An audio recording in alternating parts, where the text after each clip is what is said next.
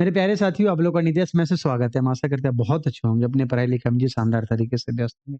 देखो, अपना profit and loss चल रहा है और प्रॉफिट एंड लॉस में लेक्चर नंबर 10 है। और एक्चुअली मैं बताऊं, आज संडे है, मतलब आपको 3-4 दिन के बाद ही वीडियो मिलेगा। और आज संडे है और आज ना हम कम से कम ना 3 लेक्चर रिकॉर्ड करेंगे, 10, 11, 12, मतलब बैक टू बैक मैं रिकॉर्डिंग करूंगा, ताकि मेरा वीक का थोड़ा काम थोड़ा जल्दी हो। नहीं तो ऑफिस प्लस अपना वीडियो, उसके बाद फिर और भी कुछ काम है, वो सब करते-करते बहुत कभी-कभी लगता है यार 24 घंटा कम पड़ गया। तो कभी-कभी जब हम लोग फ्री होते हैं तो उस टाइम में कोशिश करते हैं जो अपना पैशन है उसको थोड़ा ज़्यादा फ़ॉलो कर ले और थोड़ा अपने आप को थोड़ा आगे कर ले, ताकि अगले कुछ दिनों तक थोड़ा रेस्ट भी ले ले तो कोई दिक्कत नहीं है। आप भी अपनी ज़िंदगी को ऐसे आप व्यस्त बना के रखें, ताकि नेगेटिविटी आपकी ज़िंदगी में ना आए और पॉजिटिविटी लेके सवाल के जवाबों को लेते आए हैं। उसके बाद आप ये सेट वगैरह मारे। अगर थोड़ा-सा प्रॉब्लम चल रहा है या नहीं मन लग रहा पढ़ने में, तो कोई बात नहीं, बैठ के सेट मारने लगो। अरे दुनिया में सबसे आसान काम क्या है? सेट बनाना। जब भी दिक्कत हो सेट बनाना चालू कर दो। फिर अपने आप को एनालिसिस पता चलेगा, अच्छा ऐसा-ऐसा यहाँ गलती, मूड ऑटोमेटिक सही हो जाएगा, पढ़ाई चालू हो जाएगा। ठीक है दोस्त? तो चलो आज हम लोग लेक्चर 10 पे काम करते हैं और लेक्चर 10 में देखिए एक्चुअली इस वाले लेक्चर में हम क्या पढ़ेंगे। लेक्चर 10 में जनरली हम जो भी चेन रूल वाला सवाल होता है, चेन रूल का मतलब ए ने बी को बेचा, बी ने सी को बेचा, सी ने डी को बेचा, डी ने ई को बेचा, मतलब ऐसे कंटिन्यूअस जो बेचेगा ना, उसके टोटल मैं 7 सवाल आपको इस वीडियो में बताऊंगा और एक आपका होमवर्क होगा। मतलब मैं 6 सवाल का सॉल्यूशन करूंगा और आप 1 सवाल का सॉल्यूशन करना है। ठीक है जी? चलिए, तो शुरू किया जाए और आज का पहला सवाल को देखा जाए। जो आज का पहला सवाल क्या है, देखते हैं कंप्यूटर महोदय पहला सवाल क्या देते हैं। पहला सवाल ये है साहब, जो X sells an article to Y at 12% loss. X ने Y को 12% के लॉस पे बेचा। Y sells it to Z at 9% profit. फिर Y ने उसी सामान को Z को 9% का प्रॉफिट पर बेचा। अगर Z आखिरी में 21,582 रुपया पे करता है उस सामान के लिए, तो बताइए then what was the price the article purchased by X, मतलब X ने कितने रुपए में खरीदा था। सिंपल बात है। देखो एक्चुअली यहाँ पे 2 टाइप का सवाल आएगा, एक या तो स्टार्टिंग का प्राइस दे देगा, एक या तो आपको एंड का प्राइस दे देगा। और कभी-कभी क्या होगा ना, जो यहाँ से दूसरा टाइप बनता है, जो पेपर में आजकल आने लगा है, मेंस में आता है, जो वहाँ से आपके यहाँ से जो सवाल बनेगा वो क्या होगा ना, कोई बीच का डेटा दे देगा या किसी भी 2 के प्रॉफिट का डिफरेंस दे देगा। तो 2 टाइप का सवाल बनेगा, एक डायरेक्ट सवाल जहाँ या तो पहला डेटा दिया जाएगा, पहले का सीपी या आखिरी का सीपी। नहीं तो दूसरा केस क्या बनेगा, 2 के बीच में प्रॉफिट हुआ होगा या लॉस होगा, उनका डिफरेंस आपसे देके इक्वेट करवा देगा। वो थोड़ा अच्छा टाइप बनता है और ये तो खट, खट, खट आंसर चले आता है। ठीक है दोस्त, देखो X sells an article to Y at 12% loss. आपको पता है ना X कितने में खरीदा था? हमने मानते हैं X ने A रुपये में खरीदा। हम क्या मानते हैं, X कितने रुपये में खरीदा होगा? A रुपये में। और कितने परसेंट के लॉस पे बेचा है? 12% के लॉस पे बेचा है। तो 12% का फ्रैक्शन कितना होगा? 4 तिये 12 और 4 25 से 100। तो अगर आप इसमें 22/25 से मल्टीप्लाई कर देंगे, ये क्या आ जाएगा? ये आ जाएगा, देखो X का CP A रुपया है और उसमें अगर हम फ्रैक्शन से मल्टीप्लाई कर देंगे, अगर हम सिर्फ 3/25 से मल्टीप्लाई कर दें तो लॉस का होता है, और अगर हम 22/25 से मल्टीप्लाई कर दीजिए तो ये एसपी बन गया। किसका? ए का या एक्स का ये एसपी बन गया और यही क्या होगा? वाई का सीपी होगा। फिर वाई ने कितने परसेंट के प्रॉफिट पर बेचा? वाई ने जेड को 9% के प्रॉफिट पर बेचा। ठीक है दोस्त, अब 9% का मतलब क्या होगा? 9% का मतलब तो फ्रैक्शन तो तोड़ नहीं सकते थे, इसका डायरेक्ट अब क्या लगा दीजिए, 109 और बटे 100। और इस प्रकार ये कितना आ गया? 21,582 आ गया। आया आपको समझ में? मैं दोबारा समझा देता, फिर से देखिए। एक्स किसको बेच रहा है? वाई को बेच रहा था। एक्स मान लो ए में खरीदा, हम यहाँ पे लिख देते हैं, let X purchased it for rupees A. X का सीपी ए रुपया है। तो देखिए, अब समझिए बात को, एक्स ने 12% का लॉस पर बेचा, मतलब एक्स 88% में बेचा है, तो ए का 88%, तो 88% का फ्रैक्शन निकलेगा तो 22/25 ही आएगा। या तो आप सो उस फ्रैक्शन तोड़ के कर लो, नहीं तो डायरेक्ट आप परसेंटेज से काम कर लो। अब देखो ये ए इंटू 22/25 क्या है बताइए? ये एक्स का एसपी है और वाई का सीपी हो जाएगा। अब वाई का सीपी, अब वाई के सीपी में फिर उसके फ्रैक्शन से मल्टीप्लाई करोगे तो वाई का एसपी आ जाएगा, और जो वाई का एसपी होगा वही जेड का सीपी हो जाएगा। ठीक है, तो डायरेक्ट हम इक्वेट कर देंगे। आइए अब हम यहाँ पे कट वट करते हैं, तो देखते हैं किससे कट होता है ये। 22 से कट होना चाहिए, देख लेते हैं। 22 से अगर कट हो जाए तो मेरे हिसाब से तो कट हो ही जाएगा। 22 से कट करते हैं। 22 से 22 नमा 198, 198 आ जाएगा। फिर कितना, 15 2 17, 22 8 176 और 22 से कम 22 हो गया। ये 22 से कट गया। फिर हम किससे काटते हैं जी, 109 से काट देते हैं। 109 से तो डायरेक्ट 9 बार में कट रहा दिख रहा है, 109 नमा 981। ए का वैल्यू कितना आ गया, 25 नमा 225 और 225 पर डबल जीरो, और यही आपके सवाल के जवाब है। हो गया, आपका आंसर आ गया, एक लाइन में आंसर आया आपको समझ में। एक्स ने वाई को बेचा, वाई ने जेड को बेचा और जेड का दिया हुआ सीपी, हो गया। हो सकता था जेड ने फिर किसी और को बेचता तो एक और स्टेप से मल्टीप्लाई कर देते। आया समझ में आपको?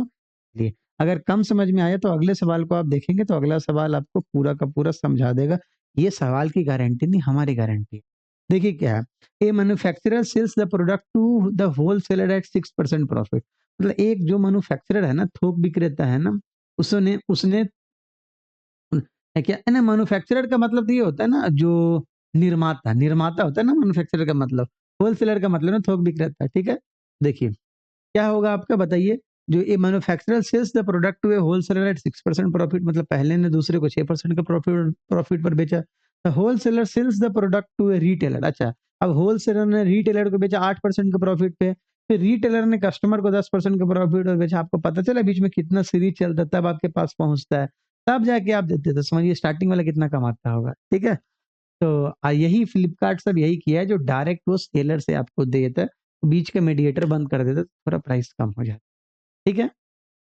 लेकिन उसपे एमआरपी लिखा होता है, एमआरपी का मतलब होता है इससे हम ज्यादा नहीं लेंगे, उसके बीच में आप कितना भी सीपीएसपी कमाएं, जो भी प्रॉफिट लॉस है सब कमाइए, लेकिन एमआरपी से ज्यादा आपको नहीं लेना है, ठीक है। तो वो होता है मैक्सिमम रिटेल प्राइस। देखिए, the price paid by the customer, आखिरी आदमी जो है वो 31,482 पे किया, तो बताना what is the cost of the cost product of the manufacturer. तो मान लेते हैं cost product of the manufacturer क्या मान ले, ए मान लिए। अब देखिए मैन्युफैक्चरर ने 6% का प्रॉफिट पर बेचा, तो 6% का फ्रैक्शन क्या होगा, 3। 6% का फ्रैक्शन 3/50, तो आप क्या लिखिएगा, 53/50। नहीं आया समझ में, तो 6% का फ्रैक्शन तो रहो ना, तो 3/50 आएगा, 6/100, द्वितीय 6 दो 50 से 100। अब अब प्रॉफिट है तो 53 ऐड हो जाएगा। आइए, अब इसमें हम क्या कर देंगे, फिर अगले वाले फ्रैक्शन से मल्टीप्लाई कर देंगे। अब रिटेलर ने क्या किया, इसको 8% का प्रॉफिट पर बेचा है, तो 8% का फ्रैक्शन क्या होगा, 4 दूना 8, 4 25 से 100। अब यहाँ पे क्या लिखेगा, 27/, ठीक है जी।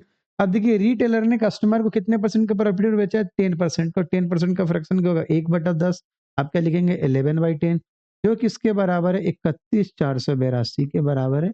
अब आप इसको काट पीट मचा देंगे, ठीक है। सबसे पहले हम एक काम करें, हम सबसे पहले 11 से काटते हैं, 11 से काटना थोड़ा आसान होगा। 11 से काटना थोड़ा आसान होगा, इसलिए हम 11 से काटते हैं पहले। 11 से करते हैं, 11 दूना 22, 9 11 8 88, 6 11 छके 66, 11 दूना 22 हो गया जी। अब हम लोग 27 से काट लेते हैं, तो 27 एकम 27, नहीं आएगा, तो 27 छक 162। अब 53 से काट लेते हैं, तो 53 से 53 दूना कितना जी, 106। ए का वैल्यू कितना देगा, 25 दूना 50, 50 25 है, 50 इंटू 50 कितना, 2500, 2500 पे एक जीरो चिपका दीजिए, आंसर कितना आ गया, 2500 आ गया। यही आपके सवाल का जवाब है। आया आपको समझ में? बस आपको एकदम पेशेंसली कैलकुलेट कर देना है। पहले ने दूसरे को 6% का प्रॉफिट और बेचा, वो फ्रैक्शन निकाल लीजिए एसपी का, क्योंकि आखिरी में आपके एसपी या सीपी जो भी दिया वो प्राइस दिया हुआ है, प्रॉफिट लॉस नहीं दिया हुआ है, ठीक है। और अब आपको क्या बोलता है, जो और खुदरा विक्रेता ने अपने ग्राहक को 10% के लाभ पर बेचा। नहीं, एक और है ना, 6% के बाद 8% है, तो 8% का फ्रैक्शन निकाल के उसको कर दीजिए। लॉस होता था, लॉस वाला फ्रैक्शन लिखते हैं, लॉस से एसपी बनाते हैं हम। फिर आखिरी में 10% का प्रॉफिट और बेचा हुआ है, 11/10 से मल्टीप्लाई करके इक्वेट कर दो, सवाल का जवाब आ गया। आई होप, हमें लगता है आप हमसे पहले सवाल का जवाब ले आए होंगे। अगर आप हमसे सवाल का जवाब पहले ले आए थे, तो आप हमसे बहुत तेज हो चुके हैं। Now I am your student and you are my teacher. अभी देखिए बिग बॉस खत्म हुआ है, और बिग बॉस खत्म हुआ है तो भाई ये सब सवाल, तो जितने भी फाइनल कंटेस्टेंट थे उन सबका नाम अपने सवाल में होना चाहिए था। देखिए क्या है, Elvis sells good to Manisha Rani at 11.11% profit. Elvis ने मनीषा रानी को 11.11% के प्रॉफिट पर बेचा। और फिर देखिए मनीषा सेल्स इट टू अभिषेक, मनीषा ने अभिषेक को 14.28% के प्रॉफिट पर बेचा। फिर अभिषेक मल्हान, अभिषेक का नाम एक्चुअली अभिषेक मल्हान था, Abhishek Malhan sells to G at 6.66% profit. जो अब पता नहीं क्या-क्या चल रहा है। Jiya sells it to Bebika 10% loss. सही बात है, जिया अगर बेबिका को लॉस पे ना बेचे तो बेबिका चिल्लाने लगेगी, पूरा बिग बॉस को माथा पे उठा लेते भाई। अगर बेबिका ने इतना पे किया, मतलब बेबिका का सीपी दिया हुआ है, आखिरी एंड का यूनिट पता है, तो आपसे बताने, then find the cost price of the Elvis, ठीक है? तो मान लेते हैं एल्विस ने कितने में खरीदा होगा, ए में खरीदा होगा। एल्विस ने कितने में खरीदा होगा, ए में खरीदा होगा। देखिए 11.11% का फ्रैक्शन क्या होगा, 1/9। 1/9 आप क्या लिखेंगे दोस्त, 10/9। फिर देखो आए क्या, अभिषेक मल्हान्स एट 14.28% प्रॉफिट। 14.28% का फ्रैक्शन क्या होगा, 1/7, तो आप क्या लिखेगा, 8/7। फिर आगे देखिए अभिषेक मल्हान ने 6.66% का प्रॉफिट, और 6.66% का फ्रैक्शन क्या होता है, 1/15। तब आपको फ्रैक्शन पता होना चाहिए, क्या होगा, 16/15। फिर देखिए बेबिका को 10% का लॉस में बेचा था, 10% का फ्रैक्शन आप क्या लिखिएगा, 9/10। और फाइनली ये किसके बराबर है, 1280 के बराबर है। आए आपको समझ में। चलिए अब काट पीट मचाते हैं। देखिए कुछ ना कुछ तो कटेगा, 9 से 9 कट गया। फिर उसके बाद एक काम करो, 10 से 10 उड़ा दो, 16 8 कितना होता है, 128। ये 10 12 में कट गया। ए का वैल्यू 1500 थे, 105। 105 पे एक जीरो चिपका दो, आपका आंसर आ गया ऑप्शन नंबर बी, 10। आया आपको समझ में, यही आपके सवाल का जवाब है। जैसे जैसे फ्रैक्शन बोला गया कंटिन्यू मल्टीप्लाई करते चले जाएंगे, वो हमें हाल और चाल सब बताते जाएगा। ठीक है दोस्त, तो अगले सवाल को बनाने के लिए आप रेडी हो जाएं। और अगला सवाल क्या है, बहुत प्यारा सवाल है, और यहाँ से थोड़ा सा ट्रेंड चेंज होगा। यहाँ से थोड़ा सा ट्रेंड चेंज होगा। देखो, A sold an article to B at a profit of 25%, B ने सी को बेचा 15% पे। The profit made by B is ₹40 less than the profit made by A. अच्छा है, यहाँ पे ये नहीं बोला किसका सीपी, यहाँ पे बोला है, यहाँ पे ये बोला है जो दो के प्रॉफिट का डिफरेंस है। अब हमको बीच के यूनिट का वैल्यू पता करना है, और बीच के यूनिट के वैल्यू को इक्वेट करना है। तो हम अब डायरेक्ट मल्टीप्लाई नहीं करेंगे, अब हम समझेंगे कैसे बनाएंगे। देखिए ये भी वही सवाल है, ए ने बी को बेचा, बी ने सी को बेचा, बट आखिरी का सीपीएसपी नहीं दिया हुआ है। समझ रहे हैं ना, वो क्या है, बीच के प्रॉफिट का डिफरेंस दिया हुआ था। अब हमको इंडिविजुअल सब काम करना होगा, और इंडिविजुअल कैसे करेंगे समझिएगा। किसी एक का शुरुआत का प्रॉफिट परसेंट का या लॉस परसेंट जो भी होता है, उसके फ्रैक्शन को पकड़िए, और फ्रैक्शन को पकड़ने से बहुत काम आएगा। देखिएगा ये जो 25% है ना, तो बताइए 25% का फ्रैक्शन क्या होगा, 1/4। समझ रहे हैं आप। तो ये जो ए होगा ना, A sold an article to B at a profit of 25%, मतलब अगर ए कोई सामान 4 में खरीदा तो बी को वो सामान एक प्रॉफिट मतलब 5 पे बेचा है, उसी को हम 2 जीरो चिपका देते हैं। ठीक है, ए मान लीजिए ए कोई सामान 400 पे खरीदा है, तो बी को कितने में बेच दिया है, वो 500 पे। और ये क्या था एक्चुअली 25%, और 25% था, तो इसका रुपया कितना आ जाता, 100 रुपया आ जाता। अरे बोलो हाँ है ना। 25% का फ्रैक्शन क्या होगा, 1/4। मतलब अगर 4 में सामान खरीदे तो 4 और 1 5 में बेचे, 2 जीरो चिपका देते। क्यों, क्योंकि आगे परसेंटेज का मामला है, और जो भी चीज था हम ऊपर लिख दिए हैं। अब आइए, अब देखिए बी ने किसको बेचा है, बताइए बी ने किसको बेचा है, सी को। B sold it to C at a profit of 15%। अब आइए, तो बी बेचेगा सी को 15% के प्रॉफिट पे, तो बी जितना खरीदा था उसके 15% पे, तो 500 का 15% कितना होगा, 75। यहाँ कितना हो गया, 575। मतलब सी को 575 में बेचा है। अब सवाल में बोला the profit made by B is 40 less than the profit made by A. मतलब क्या बोला सवाल में, समझो, the profit made by B is 40 less than the profit made by A. मतलब बी का जो प्रॉफिट है वो ए के प्रॉफिट से 40 कम है। तो यहाँ देख लीजिए बी का प्रॉफिट कितना है, 75 है। ये क्या हो गया, ये हो गया आपका बी का प्रॉफिट, ये हो गया आपका बी का प्रॉफिट, और ये क्या हो गया जी, बताइए ए का प्रॉफिट, 100 रुपया। ये किसका प्रॉफिट है, ए का प्रॉफिट। तो बोल रहा है the profit made by B is 40 less than the made by A. तो देख लीजिए यहाँ पे बी का प्रॉफिट 75 और यहाँ पे ए का प्रॉफिट 100 है, तो यहाँ पे कितना कम है, तो यहाँ पे हो गया आपका 100 माइनस 75, यहाँ 25 कम है। तो हमारा 25 सवाल में कितने के बराबर है, 40 के बराबर है। तब हम यहाँ से एक का वैल्यू निकाल लेंगे। ठीक है, उन्हीं कलम से एक का वैल्यू कितना होगा, 40/25 काटिएगा, 5 8 40 और 25 25, एक का वैल्यू कितना आ गया, 8/5 आ गया। सबसे किसका वैल्यू बताना है, what is the cost price of the article for A. A के लिए सीपी कितना है, यही तो सीपी है। आया समझ में आपको। तो 400 का वैल्यू कितना हो जाएगा, 400 उन्हें 8/5, 5 से 8 बार में, और 8 8 64 रुपये का 640। और यही आपके सवाल के जवाब है। और सवाल का जवाब आपका मिस्टर इंडिया हो चुका हुआ है, अब वो दिख गया, मगर हम खुश हुआ। आया समझ में आपको। समझो समझो समझो, ए ने बी को 25% का प्रॉफिट बेचा, तो 25% का फ्रैक्शन क्या होगा, 1/4। मतलब ए ने 4 में खरीदा तो बी को 5 में बेचा, 2 जीरो चिपका दिए, कोई समस्या नहीं। अब बी ने सी को 15% का प्रॉफिट पर बेचा, तो भैया बी जितने में खरीदा होगा अपने सीपी के 15% पे। देखिए, तो 15% का मतलब यहाँ पे कितना हो जाएगा, 15% का मतलब हो जाएगा यहाँ पे 500 का 15% 75। 500 प्लस 75 कितना हो गया, 575 हो गया। ठीक है दोस्त, अब यहाँ पे देखो तो बोला बी का प्रॉफिट ए के प्रॉफिट से सवाल में 40 कम है। यहाँ देखेंगे बी का प्रॉफिट 75 है, वहां ए का प्रॉफिट 100 है, तो देखिए कितना कम है, 25 कम है, तो हमारा 25 सवाल में 40 के बराबर है। एक का वैल्यू निकाल के जो पूछेगा वो नहीं। ये भी बोलता है ए और सी के सीपी का डिफरेंस क्या है, तो डिफरेंस निकाल देते 175। अरे 400 और 575 का डिफरेंस 175 है, तो 175 का वैल्यू निकाल देते, जो पूछता वो निकाल देते। ठीक है, आइए अगले सवाल को देखिए, और अगला सवाल आपका क्या है इसको सीखिए, समझिए और अपने भेजे में डाल लीजिए। देखिए भेजे में डालने से पहले देखिए क्या है। A sold A was to B at a profit of 20%। A ने बी को 20% के प्रॉफिट पर बेचा। B sold it to C at 30% profit, मतलब ए ने बी को बेचा, बी ने सी को बेचा, सी ने डी को बेचा। ये B's profit is 80 more than that of A. लो आ गया ना सवाल। फिर उसी टाइप का सवाल है, जो बी का प्रॉफिट ए के प्रॉफिट से 80 ज्यादा है, तो मतलब बीच के यूनिट को पकड़ना है, तो उसके लिए हमें क्या करना होगा, स्टार्टिंग से बनाना होगा। और पहले के प्रॉफिट परसेंटेज को पकड़ लीजिए। 20% का फ्रैक्शन क्या होगा, 1/5। 20% का फ्रैक्शन क्या होगा, 1/5। रुको इसको थोड़ा प्यार से लिख, जैसे ये सवाल लग रहा है मेरा कोई ना लागे, लागे भाई। 20% का फ्रैक्शन क्या होगा, 1/5। ठीक है दोस्त, तो यहाँ पे लिख लेते हैं ए का सीपी। ए का सीपी हमने कितना माना, 5, मतलब 500 मान लेते हैं। ए ने किसको, बी पे बेचा, बी को बेचा, मतलब 5 और 1 6 पे बेचा, 600 पे लिख देते हैं। और कितना परसेंट था, 20% था, और यहाँ फायदा कितने रुपये का हो गया, 100 रुपये। चलिए अब बी किसको बेच रहा है जी बताइए।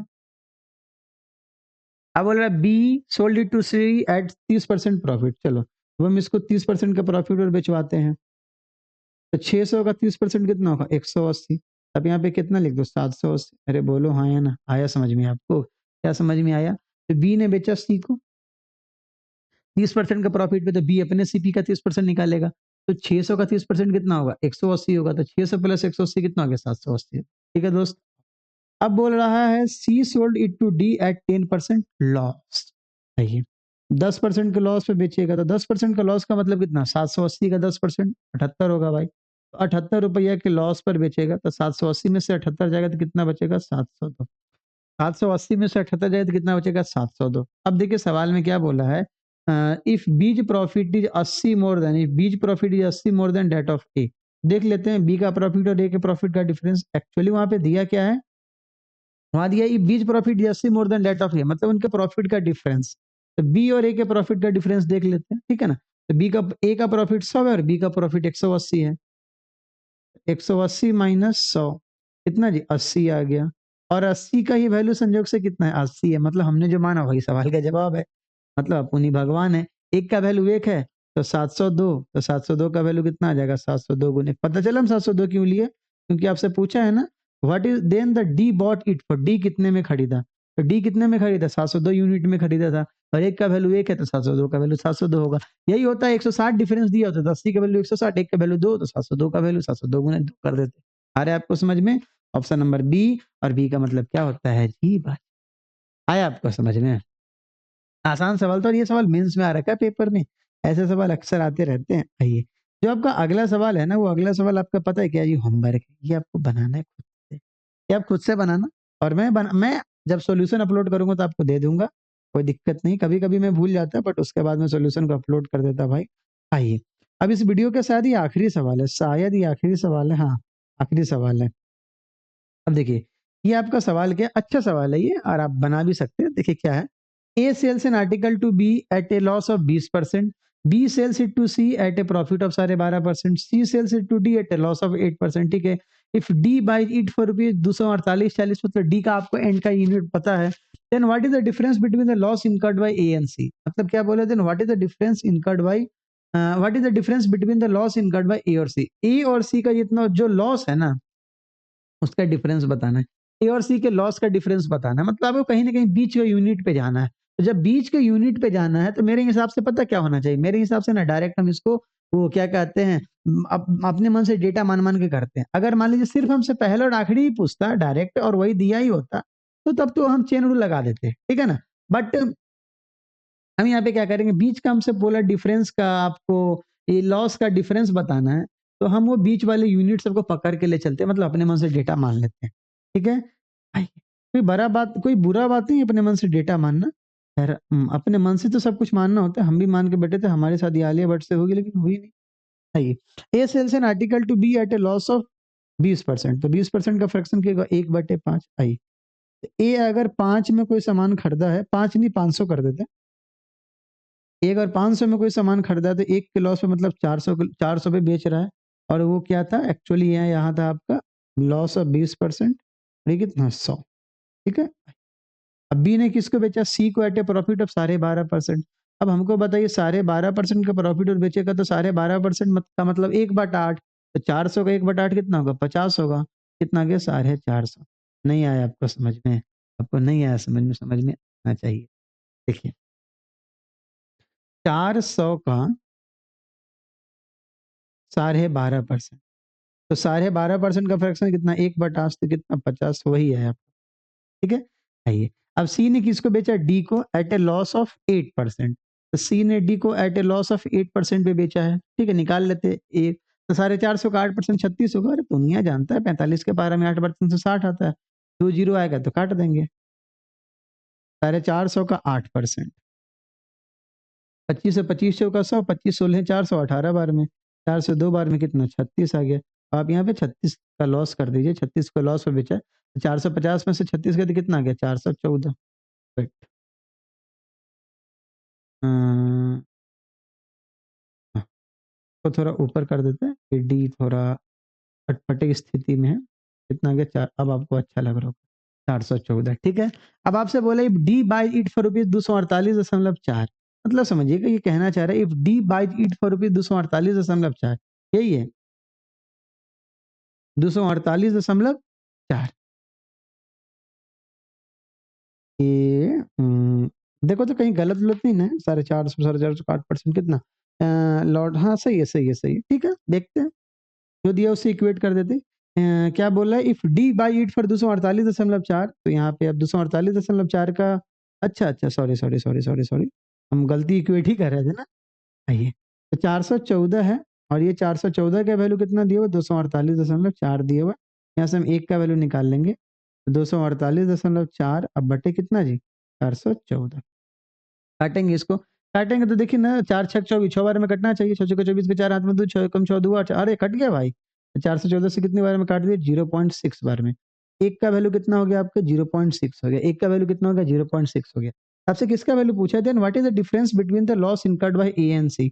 ए को देखिए कितने का लॉस है, 100 का लॉस है, और सी को कितने का लॉस है, 36 का लॉस है। अभी यहाँ पे पॉजिटिव लेके चलेगा 100 और 36, तो बोला इसके लॉस का डिफरेंस बताना है, ए एंड सी के लॉस का डिफरेंस। ए को कितने का लॉस हुआ है 100 को, और बी को कितने का लॉस हुआ है 36 का, तो 100 माइनस 36 कितना 64, और आपको 64 का वैल्यू बताना है, क्यों गलत क्यों लिखा रहा है बार बार हो 64, तो 64 का वैल्यू कितना होगा 64 गुने 0.6, 6 24 के 4 हाथ में दू, 6 36 दू 38, 38.4 है कोई आंसर, ऑप्शन नंबर बी। और बी का मतलब क्या होता है जी, आया आपको समझ में, आसान सवाल था ये, टफ सवाल नहीं था, दुनिया का सबसे लप्पू सवाल था, झिंगुर सा सवाल था। आंसर था आपका बहुत आसान। पता है ना सचिन कौन है, कौन है सचिन, कौन है, बहुत अच्छा इंसान है। देखिए सचिन क्या है आपका, जो पहला आदमी ए ने बी को 20% का लॉस पर बेचा, ठीक है जी, बी ने सी को 12.5% का प्रॉफिट पर बेचा, सी ने डी को 8% का लॉस पे बेचा। अगर डी ने उस सामान को 248.4 में खरीदा तो बताना था ए और सी के डिफरेंस का वैल्यू बताना था, लॉस के डिफरेंस का वैल्यू बताना था। तो समझिए यहाँ पे हमने क्या किया, जब बीच का वैल्यू निकालना है तो हमने वहां पे डायरेक्ट अपने मन से डेटा मान लिया, तो 25% का फ्रैक्शन, 20% का फ्रैक्शन 1/5 होगा, तो मतलब ए ने सामान 5 में खरीदा तो 4 में बेचा, 2 जीरो चिपका दे कोई दिक्कत नहीं। बी ने सी को 12.5% के प्रॉफिट और बेचा, तो 12.5% का फ्रैक्शन क्या होगा 1/8, 400 का 1/8 50 रुपया, मतलब बी ने सी को 450 में बेचा।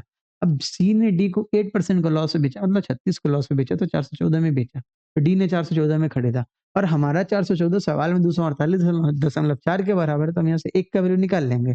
अब बोला ए और सी के लॉस का डिफरेंस बताना था, ए का लॉस 100 है, सी का लॉस 36 है, तो डिफरेंस 64 आएगा, और एक का वैल्यू 0.6 है, तो 64 का वैल्यू निकाल। आई होप आपको पूरा का पूरा आ गया होगा, और इस प्रकार आपका क्या खत्म होता है जी, लेक्चर नंबर 10। लेकिन जो आपका सवाल नंबर 6 है, इसका आपको बताना है, आप बना के कमेंट में जरूर बता दीजिएगा। अगर आपका मन होगा तो बताइएगा, नहीं मन होगा तो नहीं बताइएगा, कोई बात नहीं। आप चाहें आप ये आपके ऊपर है, स्वेच्छा के ऊपर है। जैसे होता है ना मंदिर में क्या कहते हैं या वो जो चंदा देना होता है तो लिखता है स्वेच्छानुसार जिसको जिसकी जितनी श्रद्धा है, उतनी श्रद्धा हमारे या क्या बोलते हैं ना माँ दुर्गा पूजा समिति या भवानी पूजा समिति में जमा करें। तो बस ये आपकी स्वेच्छा होगी, आपको लगे तो आप कमेंट में लिख देना, नहीं लगे तो कोई बात नहीं। ठीक है दोस्त?